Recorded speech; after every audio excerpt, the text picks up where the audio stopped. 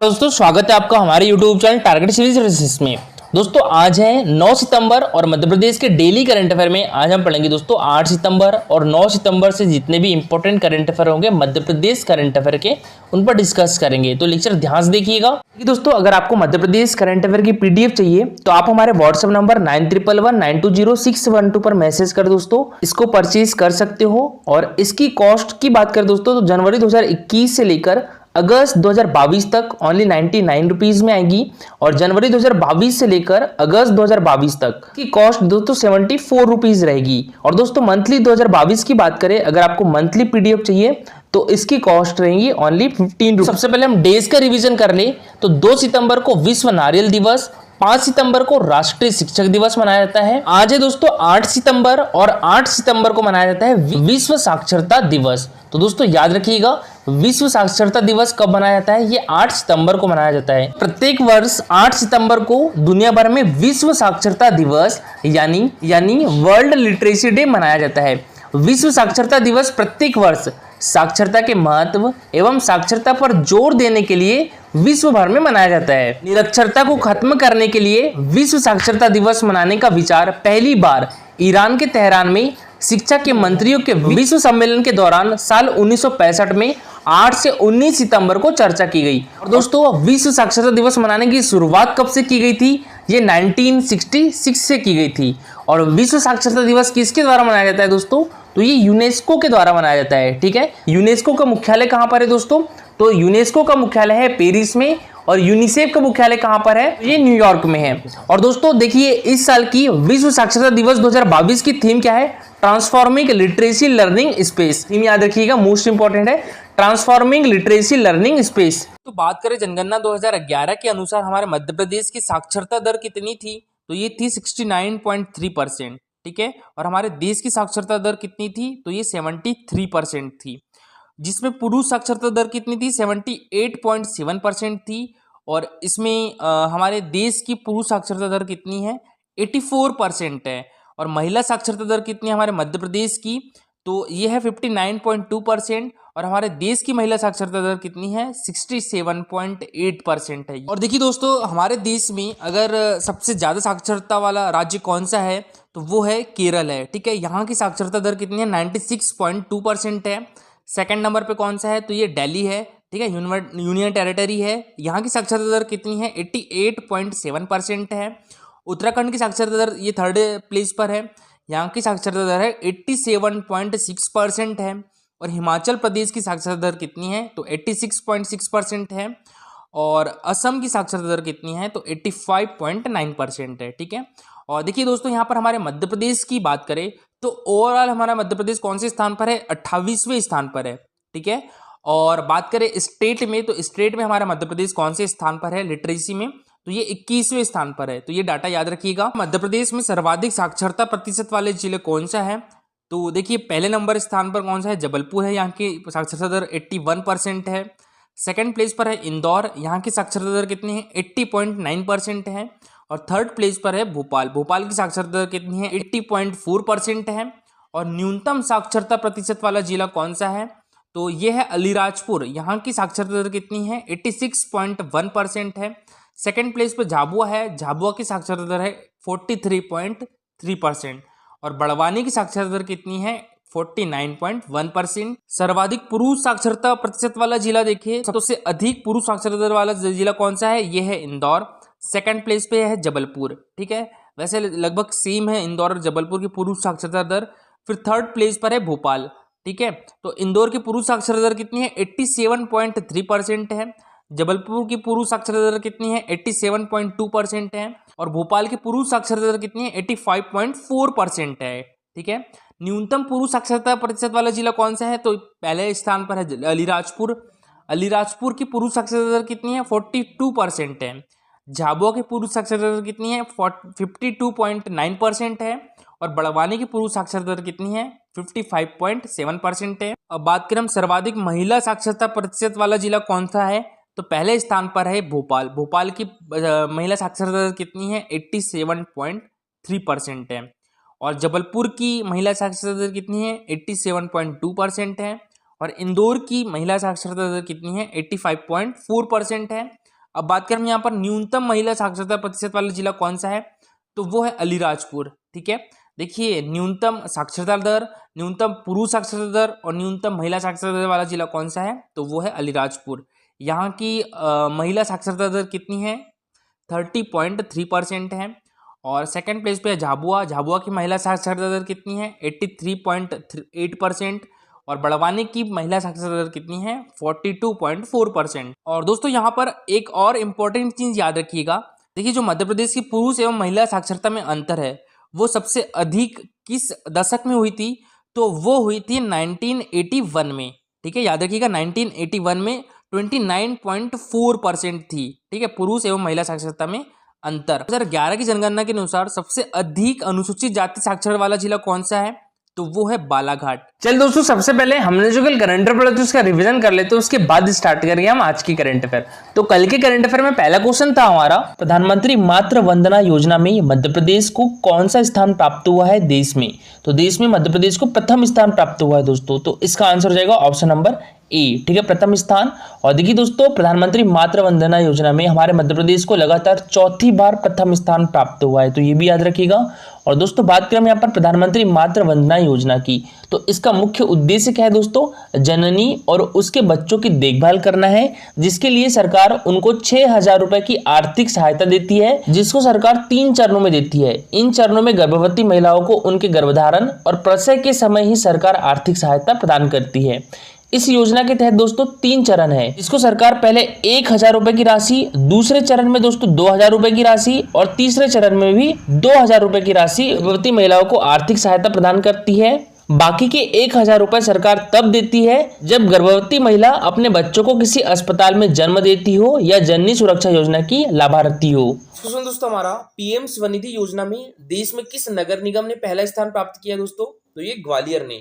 तो इसका आंसर हो जाएगा ऑप्शन नंबर डी। ठीक है, ग्वालियर। और दोस्तों बात करें यहाँ पर पीएम स्वनिधि योजना की, तो इसकी शुरुआत कब की गई थी दोस्तों, 1 जून 2020 में की गई थी। ठीक है, पीएम स्वनिधि योजना की शुरुआत कब की गई थी, 1 जून 2020 में की गई थी। इस योजना के तहत जो रेहड़ी पटरी वाले, जैसे कि जो रोड की साइड में दुकान लगाते हैं, उनको 10,000 रुपए का लोन दिया जाता था। ठीक है, कितने हजार रुपए का, 10,000 रुपए का लोन दिया जाता था। और अगर ये लोन वो 1 साल के अंदर वापस लौटा देते हैं, अगर फिर उसके बाद वो सेकंड टाइम लोन लेने जाते हैं, तो उनको 20,000 रुपए का लोन मिल सकता है। ठीक है, और ये 20,000 का लोन भी अगर 1 साल के अंदर लौटा दिया जाता है इनके द्वारा, तो इनको 50,000 रुपए का लोन मिल सकता है। क्वेश्चन दोस्तों हमारा, प्रधानमंत्री आवास योजना क्रियान्वयन में मध्य प्रदेश को देश में कौन सा स्थान प्राप्त हुआ है, तो मध्य प्रदेश को प्रथम स्थान प्राप्त हुआ है। तो इसका आंसर हो जाएगा दोस्तों ऑप्शन नंबर ए। ठीक है, प्रथम स्थान। क्वेश्चन दोस्तों हमारा, आरएसएस के प्रथम संघ संचालक डॉक्टर हेडगेवार का संग्रहालय मध्य प्रदेश के किस जिले में बनाया जाएगा दोस्तों, तो ये बालाघाट डिस्ट्रिक्ट में बनाया जाएगा। तो इसका आंसर क्या जाएगा ऑप्शन नंबर ए। और बालाघाट डिस्ट्रिक्ट में भी कहां पर बनाया जाएगा दोस्तों, तो ये रामपायली में बनाया जाएगा। बालाघाट डिस्ट्रिक्ट के रामपायली में बनेगा डॉक्टर हेडगेवार का संग्रहालय। बात करें दोस्तों यहाँ पर हम आरएसएस की, तो इसकी फुल फॉर्म क्या होती है, राष्ट्रीय स्वयंसेवक संघ। इसकी स्थापना कब की गई थी, ये 27 सितंबर 1925 को की गई थी। ठीक है, 27 सितंबर 1925 को की गई थी दोस्तों आरएसएस की स्थापना। इसके संचालक कौन थे दोस्तों, केशव बलिराम हेडगेवार जी थे। और इसका मुख्यालय कहां पर है, नागपुर में दोस्तों। और इसका उद्देश्य क्या है, भारतीय राष्ट्रवाद। तो अभी आरएसएस के संघ संचालक कौन है, मोहन भागवत है। नेक्स्ट क्वेश्चन दोस्तों हमारा, हाल ही में किस राज्य सरकार के द्वारा चरनोई भूमि विकास मिशन का गठन करने का निर्णय लिया गया दोस्तों, तो ये हमारी मध्य प्रदेश गवर्नमेंट के द्वारा। तो इसका आंसर हो जाएगा option number A, Madhya Pradesh. Next question दोस्तों हमारा, हाल ही में मध्य प्रदेश के पहले बकरी पालन एवं उद्यमिता सम्मेलन का शुभारंभ किसने किया है, तो ये हमारे मध्य प्रदेश के पशुपालन मंत्री प्रेम सिंह पटेल जी के द्वारा। तो इसका आंसर क्या जाएगा दोस्तों ऑप्शन नंबर ए। हमारे मध्य प्रदेश के पशुपालन मंत्री कौन है, प्रेम सिंह पटेल है। मध्य प्रदेश के मुख्यमंत्री शिवराज सिंह चौहान है। ओम प्रकाश सकलेचा मध्य प्रदेश के एमएसएमई मंत्री है। और दोस्तों मध्य प्रदेश के विज्ञान एवं प्रौद्योगिकी विभाग के मंत्री कौन है, ओम प्रकाश सकलेचा है। विश्वास सारंग की बात करें तो ये मध्य प्रदेश के चिकित्सा शिक्षा मंत्री है दोस्तों। स्कूल शिक्षा मंत्री कौन है दोस्तों, इंदर सिंह परमार है। मध्य प्रदेश के उच्च शिक्षा मंत्री कौन है, तो ये है मोहन यादव है। मध्य प्रदेश के तकनीकी शिक्षा मंत्री कौन है दोस्तों, यशोधरा राजे सिंधिया है। चलिए दोस्तों अब स्टार्ट करते हैं आज की करंट अफेयर। तो आज की करंट अफेयर में पहला क्वेश्चन है हमारा, हाल ही में मंत्री परिषद ने अनुसूचित जनजाति वर्ग के युवाओं को स्वरोजगार के और अधिक अवसर प्रदान करने के लिए किस योजना की स्वीकृति प्रदान की है दोस्तों, तो ये भगवान बिरसा मुंडा स्वरोजगार योजना, टाटिया मामा आर्थिक कल्याण योजना, मुख्यमंत्री अनुसूचित जनजाति विशेष परियोजना वित्त पोषण योजना, तीनों योजनाओं की। तो इसका आंसर क्या हो जाएगा दोस्तों, ऑप्शन नंबर डी, उपरोक्त तीनों। ठीक है, हाल ही में हमारे मध्य प्रदेश के मुख्यमंत्री शिवराज सिंह चौहान जी की अध्यक्षता में हुई बैठक में मंत्रिपरिषद ने अनुसूचित जनजाति वर्ग के युवाओं को स्वरोजगार के और अधिक अवसर प्रदान करने के लिए 3 योजनाओं की स्वीकृति प्रदान की है। कौन कौन सी दोस्तों, भगवान बिरसा मुंडा स्वरोजगार योजना, टाटिया मामा आर्थिक कल्याण योजना, मुख्यमंत्री अनुसूचित जनजाति विशेष परियोजना वित्त पोषण योजना। दोस्तों सबसे पहले हम बात करें भगवान बिरसा मुंडा स्वरोजगार योजना की। तो भगवान बिरसा मुंडा स्वरोजगार योजना में विनिर्माण गतिविधियों के लिए 1 लाख रुपए से 50 लाख रुपए तक, सेवा एवं व्यवसाय गतिविधियों के लिए 1 लाख रुपए से 25 लाख रुपए तक की परियोजना स्वीकृत की जाएगी। दोस्तों हम यहाँ पर टाटिया मामा आर्थिक कल्याण योजना की, तो टाटिया मामा आर्थिक कल्याण योजना में ऐसे अनुसूचित जनजाति के सदस्य जो आयकर दाता नहीं हो, जिनकी उम्र 18 से 55 वर्ष के मध्य हो, उन्हें सभी प्रकार की स्वरोजगार गतिविधियों के लिए 10,000 से 1 लाख रुपए तक की परियोजनाओं के लिए बैंकों से ऋण दिलवाकर हितग्राही को 7% ब्याज अनुदान तथा बैंक ऋण गारंटी शुल्क प्रचलित दर अधिकतम 5 वर्षों के लिए दिया जाएगा। अब बात करें दोस्तों हम यहाँ पर मुख्यमंत्री अनुसूचित जनजाति विशेष परियोजना वित्त पोषण योजना की। तो मुख्यमंत्री अनुसूचित जनजाति विशेष परियोजना वित्त पोषण योजना में मुख्यतः अनुसूचित जनजाति वर्ग के हितग्राहियों को लाभान्वित करने के लिए विभिन्न विभागों तथा जिला कलेक्टर से प्राप्त होने वाले ऐसे विशेष परियोजना प्रस्ताव जो लाइन विभागों की प्रचलित किसी भी योजना परियोजना में किया जाना संभव न हो तथा अनुसूचित जनजाति वर्ग के लिए किया जाना अत्यंत उपयोगी एवं आवश्यक हो को वित्त पोषण के लिए अधिकतम 2 करोड़ रुपए तक की संपूर्ण परियोजना लागत राशि शासन द्वारा अनुदान के रूप में प्रदान की जाएगी। नेक्स्ट क्वेश्चन दोस्तों हमारा, हाल ही में हमारे मध्य प्रदेश की पर्यटन, संस्कृति और धार्मिक न्यास एवं धर्मस्व विभाग की मंत्री उषा ठाकुर ने क्राफ्ट एंड आर्ट प्रदर्शनी हस्तशिल्प बाजार का शुभारंभ कहां पर किया दोस्तों? तो ये हमारे मध्य प्रदेश की राजधानी भोपाल के कुशाभाऊ सेंटर हॉल में किया है। तो इसका आंसर हो जाएगा ऑप्शन नंबर बी। तो देखिए दोस्तों, पर्यटन बोर्ड के द्वारा रिस्पॉन्सिबल टूरिज्म मिशन में यह प्रदर्शनी लगाई गई है। हमारे मध्य प्रदेश के 6 कल्चरल जोन से 41 आर्ट फॉर्म के 93 शिल्पकार प्रदर्शनी में अपने उत्पाद प्रदर्शित कर रहे हैं और हस्तशिल्प बाजार प्रदर्शनी में लगभग 16 जिलों से 28 शिल्प उत्पाद के स्टॉल लगाए गए हैं। साथ ही 6 उत्पाद की लाइव प्रदर्शनी लगाई गई है। नेक्स्ट क्वेश्चन दोस्तों हमारा, मध्य प्रदेश का पहला पर्यटन थाना कहां पर खुलेगा दोस्तों? तो ये हमारे मध्य प्रदेश की सांस्कृतिक राजधानी उज्जैन में खुलेगा। तो इसका आंसर हो जाएगा ऑप्शन नंबर सी। ठीक है दोस्तों, महाकाल नगरी में खुलेगा देश का पहला पर्यटन थाना। तो देखिए दोस्तों, मध्य प्रदेश का पहला पर्यटन थाना उज्जैन में खुलेगा और इसे महाकाल पर्यटन थाना नाम दिया जाएगा। इसमें 125 पुलिस कर्मियों का फोर्स तैनात रहेगा। नेक्स्ट क्वेश्चन दोस्तों हमारा, जिम इंस्ट्रक्टर का पाठ्यक्रम शुरू करने वाला मध्य प्रदेश का पहला विश्वविद्यालय कौन सा बन गया दोस्तों? तो ये रानी दुर्गावती विश्वविद्यालय जबलपुर। तो इसका आंसर क्या हो जाएगा दोस्तों? Option number C. ठीक है, रानी दुर्गावती विश्वविद्यालय कहां पर है दोस्तों? तो ये हमारे मध्य प्रदेश की संस्कारधानी जबलपुर में है। राजीव गांधी प्रौद्योगिकी विश्वविद्यालय कहां पर है दोस्तों? तो ये भोपाल में है। बरकतुल्ला विश्वविद्यालय भी कहां पर है? तो ये भोपाल में है। देवी अहिल्या विश्वविद्यालय कहां पर है दोस्तों? तो ये इंदौर में है। ठीक है, नेक्स्ट क्वेश्चन दोस्तों हमारा, हाल ही में ग्वालियर जिले के कौशल झा ने टर्की में आयोजित world junior power weight lifting championship में कौन सा पदक जीता है दोस्तों? तो इनके द्वारा गोल्ड मेडल यानी स्वर्ण पदक जीता गया है। तो इसका आंसर हो जाएगा दोस्तों ऑप्शन नंबर ए। ठीक है, तो यहाँ कौशल झा का नाम याद रखिएगा दोस्तों। इनका संबंध किस डिस्ट्रिक्ट से है?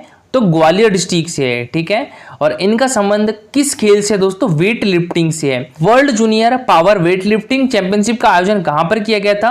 तो ये टर्की में किया गया था। ये दोस्तों मध्य प्रदेश के ग्वालियर के छोटे से गांव पलायछा के कौशल ने junior weight lifting world cup में गोल्ड मेडल जीतकर भारतीय तिरंगा फहराया है और टर्की में आयोजित world junior power lifting championship में कौशल झा ने कुल 385 पाउंड वजन उठाकर गोल्ड मेडल हासिल किया है। नेक्स्ट क्वेश्चन दोस्तों हमारा, ISSF world cup shooting championship 2023 का आयोजन मध्य प्रदेश का कौन सा शहर करेगा? तो ये कौन सा शहर करेगा दोस्तों? हमारे मध्य प्रदेश की राजधानी भोपाल करेगा। मोस्ट इंपॉर्टेंट क्वेश्चन है दोस्तों, याद रखिएगा। तो इसका आंसर कर जाएगा ऑप्शन नंबर बी, ठीक है, भोपाल। दोस्तों बात करें हम यहाँ पर ISSF की, इसकी फुल फॉर्म क्या होती है? International shooting sports federation. तो इसका मुख्यालय कहाँ पर है? ये मुनिच जर्मनी में है और इसके अभी प्रेसिडेंट कौन है? व्लादिमीर लिसिन है। देखिए दोस्तों ये है चिंकी यादव, हमारे मध्य प्रदेश की शूटिंग प्लेयर है। ये क्वेश्चन दोस्तों MPPSC 2021 में पूछा गया था। और दोस्तों हमारे मध्य प्रदेश की शूटिंग एकेडमी का मुख्यालय कहां पर है? तो ये भी हमारे मध्य प्रदेश की राजधानी भोपाल में है। तो मध्य प्रदेश में शूटिंग एकेडमी की स्थापना कब हुई थी? तो ये 2007 में हुई थी। खेल एवं युवा कल्याण मंत्री श्रीमती यशोधरा राजे सिंधिया ने बताया है कि पहली बार ISSF world cup shooting championship की मेजबानी मध्य प्रदेश करेगा और अगले वर्ष 20 से 31 मार्च के मध्य अंतर्राष्ट्रीय स्तर के प्रतिष्ठित शूटर्स भोपाल के बिशनखेड़ी स्थित राज्य शूटिंग एकेडमी ऑफ एक्सीलेंस में अपना हुनर दिखाएंगे। और देखिए दोस्तों कल का हमारा क्वेश्चन था श्रीमती दुर्गाबाई व्याम किस जनजातीय कला से संबंधित है दोस्तों? तो ये गोंड शैली से संबंधित है। तो इसका आंसर क्या जाएगा? ऑप्शन नंबर ए, ठीक है, गोंड शैली। और दोस्तों इनको 2022 का पद्मश्री पुरस्कार से भी सम्मानित किया जा चुका है।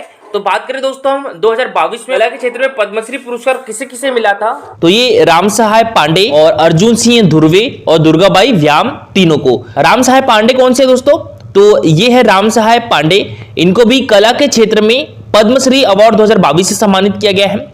यह है दोस्तों अर्जुन सिंह धुर्वे, इनको भी कला के क्षेत्र में पद्मश्री अवार्ड 2022 से सम्मानित किया गया है। और यह है दुर्गाबाई व्याम, इनको भी दोस्तों हाल ही में कला के क्षेत्र में श्री अवार्ड 2022 से सम्मानित किया गया है। इस बार दोस्तों हमारे मध्य प्रदेश के 5 व्यक्तियों को पद्मश्री अवार्ड से सम्मानित किया गया है। वो कौन कौन से है दोस्तों? तो एक तो राम सहाय पांडे हो गए, अर्जुन सिंह धुर्वे हो गए, दुर्गाबाई व्याम हो गई, एक दोस्तों NP मिश्रा, इनको चिकित्सा के क्षेत्र में पद्मश्री अवार्ड 2022 से सम्मानित किया गया है। एक अवध किशोर जाड़िया, इनको दोस्तों साहित्य के क्षेत्र में पद्मश्री अवार्ड 2022 से सम्मानित किया गया है, ठीक है। तो सबसे पहले दोस्तों हम बात करें पद्म अवार्ड की, तो इनकी स्थापना कब हुई थी? 1954 में, यानी 1954 में इनकी स्थापना की गई थी। और ये 3 श्रेणियों में दिए जाते हैं, पद्म विभूषण, पद्म भूषण और पद्मश्री।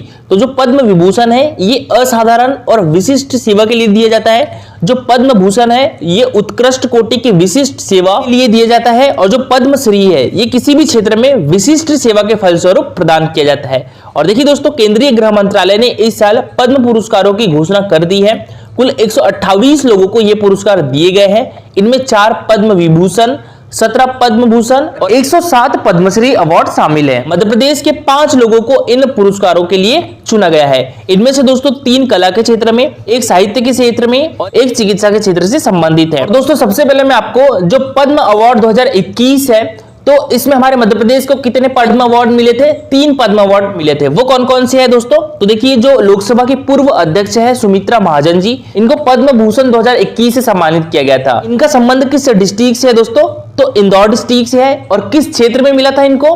तो जनसेवा के क्षेत्र में मिला था। यह है दोस्तों कपिल तिवारी, ठीक है, इनका संबंध सागर डिस्ट्रिक्ट से है और इनको पद्मश्री 2021 से सम्मानित किया गया था। किस क्षेत्र में दोस्तों? तो साहित्य और शिक्षा के क्षेत्र में सम्मानित किया गया था। यह है दोस्तों भूरीबाई, इनका संबंध झाबुआ डिस्ट्रिक्ट से है और इनको चित्रकला के क्षेत्र में पद्मश्री 2021 अवार्ड से सम्मानित किया गया था। और देखिए MPPSC ने ये क्वेश्चन पूछ भी लिया था कि भूरीबाई का संबंध किस क्षेत्र से है? तो ये चित्रकला से है, ठीक है, इनका संबंध। दोस्तों इस वर्ष 2022 का जो पद्म विभूषण है वो किसे मिला है? तो प्रभा अत्रे कला को मिला है, ये महाराष्ट्र से संबंधित है। राधेश्याम खेमका को दिया गया है मरणोपरांत और इनको साहित्य एवं शिक्षा के क्षेत्र में मिला है और इनका संबंध उत्तर प्रदेश से है। जनरल विपिन रावत को मरणोपरांत दिया गया है, इनको सिविल सेवा के क्षेत्र में मिला है, इनका संबंध उत्तराखंड से है। कल्याण सिंह को मरणोपरांत पद्म विभूषण से सम्मानित किया गया है और इनको दोस्तों सार्वजनिक मामले के लिए दिया गया है, इनका संबंध उत्तर प्रदेश से है। और देखिए दोस्तों ये है पद्म विभूषण 2022 के पुरस्कार। पद्म विभूषण 2020 की बात करें तो वो हमारे मध्य प्रदेश से किसे दिया गया था? सुषमा स्वराज को दिया गया था, ठीक है। सुषमा स्वराज का संबंध किस जिले से दोस्तों? तो विदिशा डिस्ट्रिक्ट से है। और देखिए दोस्तों इस बार हमारे मध्य प्रदेश से 5 व्यक्तियों को पद्मश्री अवार्ड से सम्मानित किया गया है, एक चिकित्सा के क्षेत्र में, एक साहित्य के क्षेत्र में और 3 कला के क्षेत्र में। सबसे पहले हम बात करें दोस्तों चिकित्सा के क्षेत्र में किसे मिला है? डॉक्टर NP मिश्रा को मिला है और ये है दोस्तों डॉक्टर NP मिश्रा। तो देखिए मध्य प्रदेश में चिकित्सा जगत के पितामह के रूप में मशहूर डॉक्टर NP मिश्रा का पिछले साल 5 सितंबर को निधन हो गया था और डॉक्टर NP मिश्रा ने गांधी मेडिकल कॉलेज से MBBS की डिग्री ली और कॉलेज के मेडिसिन विभाग के HOD बने। वे गांधी मेडिकल कॉलेज के डीन भी रहे और भोपाल गैस त्रासदी के समय डॉक्टर मिश्रा ने अपनी सूझबूझ से हमीदिया अस्पताल में कम समय में हजारों पीड़ितों के इलाज की व्यवस्था भी की थी। और दोस्तों बात करें यहाँ पर साहित्य के क्षेत्र में किसे दिया गया है, तो ये अवध किशोर जाड़िया को दिया गया है। और यह दोस्तों अवध किशोर जाड़िया, तो बुंदेली कवि अवध किशोर जाड़िया का जन्म हरपालपुर में 17 अगस्त 1948 को हुआ था। हरपालपुर कहां पर है दोस्तों, तो ये छतरपुर डिस्ट्रिक्ट में है। और हरपालपुर में शुरुआती शिक्षा के बाद उन्होंने ग्वालियर से BA MS की डिग्री ली। इसके बाद सरकारी सेवा में रहते हुए वे बुंदेली साहित्य को आगे बढ़ाने में लगातार लगे रहे और वंदनीय बुंदेलखंड, उद्धव शतक, कार्य करना है कि कान लगी है और विराग वाला प्रमुख रचनाओं में शामिल है। अब दोस्तों बात करें हम यहाँ पर कला के क्षेत्र में 3 लोगों को हमारे मध्य प्रदेश से पद्मश्री अवार्ड से सम्मानित किया गया है। तो पहले है राम साहब पांडे की बात करें हम, तो दोस्तों ये है राम साहब पांडे, इनको पद्मश्री 2022 से सम्मानित किया गया है। और ये किस डिस्ट्रिक्ट से है दोस्तों, तो सागर डिस्ट्रिक्ट से है। ठीक है, तो बुंदेलखंड के लोक कलाकार राम साहब पांडे जाने माने राई नर्तक है और उन्होंने राई जैसे परंपरागत नृत्य को मृदंग के साथ लयकारी देकर एक नया इतिहास रचा है। उनका जन्म 11 मार्च 1933 को एक गरीब ब्राह्मण परिवार में हुआ था। 6 साल की उम्र में पिता और 11 साल की उम्र में मां का निधन हो गया था। और दोस्तों उनको कई राष्ट्रीय और अंतर्राष्ट्रीय पुरस्कार भी मिल चुके हैं। बात करें दुर्गाबाई व्याम की, तो इनको कला के क्षेत्र में पद्मश्री 2022 से सम्मानित किया गया है। इनका संबंध किस डिस्ट्रिक्ट से है दोस्तों, तो मंडला डिस्ट्रिक्ट से है। और यह है दुर्गाबाई व्याम। तो मध्य प्रदेश में मंडला जिले के बुरबासपुर में पैदा हुई दुर्गाबाई की चित्रकारी की सर्वाधिक आकर्षक विशेषता कथा कहने की उनकी क्षमता है। जब वह 6 साल की थी तभी से उन्होंने अपनी मां से डिगना की कला सीखी और यह शादी विवाह और उत्सवों के मौके पर घरों की दीवारों और फर्शों पर चित्रित की जाने वाली परंपरागत चित्रकारी है। दुर्गाबाई के चित्र गोंड प्रधान समुदाय के देवकुल पर आधारित है और वे लोक कथाओं को चित्रित करती है। क्वेश्चन ऐसा भी पूछा जा सकता है कि हाल ही में दुर्गाबाई व्याम को पद्मश्री अवार्ड से सम्मानित किया गया है, इनका संबंध किस क्षेत्र से है, तो इनका संबंध चित्रकारिता से है। ठीक है, बात करें यहाँ पर अर्जुन सिंह धुर्वे की, तो अर्जुन सिंह धुर्वे को भी कला के क्षेत्र में दिया गया है दोस्तों। और इनका संबंध किस डिस्ट्रिक्ट से है, तो डिंडोरी डिस्ट्रिक्ट से है। ठीक है, तो मध्य प्रदेश के डिंडोरी जिले के रहने वाले अर्जुन सिंह धुर्वे बैगा लोक कला के ध्वजावाहक है और बैगा लोकगीत और नृत्य के लिए वे मशहूर भी है। पिछले 4 दशकों से वे जनजातीय कला प्रिय बनाने के काम में लगे हैं। देखिए दोस्तों आज के लिए आपका क्वेश्चन है, ये भी MPPSC 2021 में पूछा गया क्वेश्चन है। इंदिरा गांधी ट्राइबल विश्वविद्यालय मध्य प्रदेश के किस शहर में स्थित है, महेश्वर, अमरकंटक, मुरैना या दतिया, तो इसका आंसर पूरे डिटेल में दीजिएगा। तो ये है हमारा Telegram channel target civil services, तो इस पर डेली क्विजेस होते हैं, तो आप भी इसमें पार्टिसिपेट कर सकते हो। टेलीग्राम चैनल की लिंक आपको हमारे वीडियो डिस्क्रिप्शन बॉक्स में मिल जाएगी। दोस्तों लेक्चर अच्छा लगा हो तो लाइक और शेयर जरूर करिएगा। अगर आप इस चैनल पर नए हो तो सब्सक्राइब भी कर लीजिए। Thank you so much for watching this video.